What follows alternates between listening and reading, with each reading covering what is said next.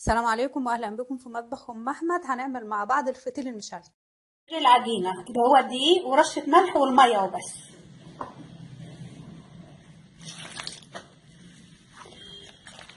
ومعلقة زيت كده بعد ما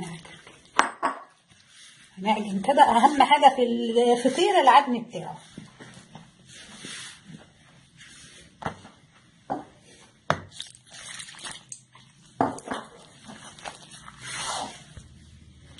هنحط كده معلقتين زيت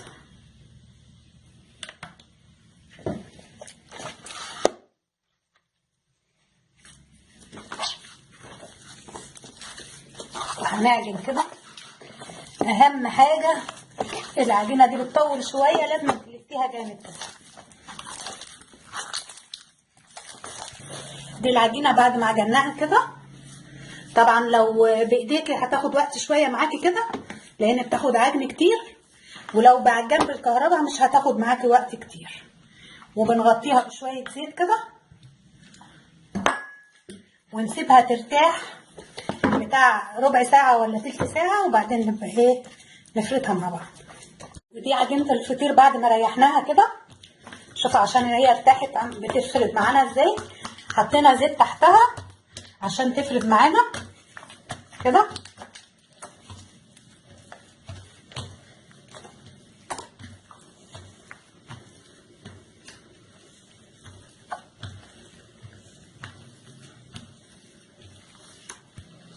ده بعد ما فردنا العجينة كده هندهنها بالسمنة البلدي كده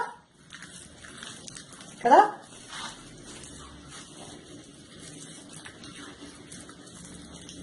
دي اسهل طريقة لعمايل الفطير في البيت.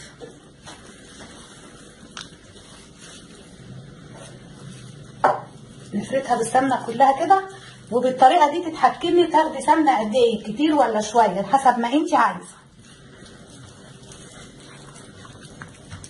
كده. نشدها كده ونبرم العجينة كده.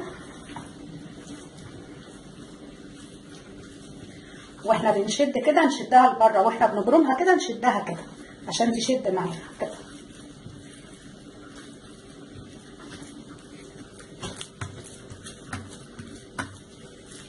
كده الحته اللي تلاقيها تقيله معاكي شديها شويه. ده بعد ما لفيناها رول كده هتقطعي حسب الفطيره اللي انت عايزاها، كبيره صغيره حسب الحجم اللي انت عايزاه. انا هقطعها كده، عايزاها حلوه يعني ماسكه نفسها وكده كده كده. وهنرجع ناخدها تاني بالشكل ده ونحطها، ندهنها زيت ونحطها وندخلها التلاجة قيمة ساعة كمان. نسيبها تريح كده بالطريقة دي كده. نغطيها بكيس ونحطها في التلاجة قيمة ساعة ترتاح، وبعد كده نفردها مع بعض. التلاجة شوفوا لما لفناها رول كده عملت ازاي، شايفين التوريقة؟ هنعملها كده ونفردها مع بعض، تاخدي من جوه لبره كده كده. لو اتقطعت ما تخافيش.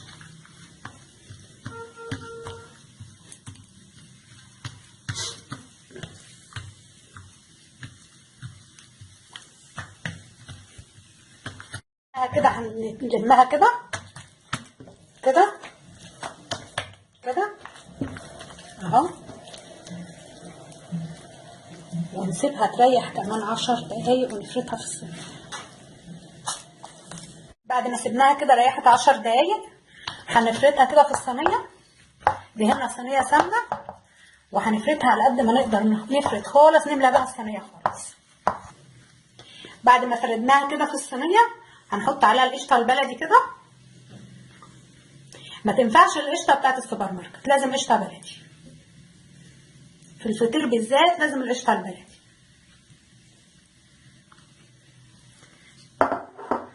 كده. وندخلها الفرن على نار عالية جدا. الفطير بيحب النار العالية كده. دهنا وشها كله بالقشطة كده هندخلها الفرن. ده الفطير بعد ما سويناه في البوتاجاز. كنا معلين الشوايه طبعا والفرن من تحت لان الفطير بيعوز نار عاليه جدا. شايفه الفطير شكله ايه مورق ازاي؟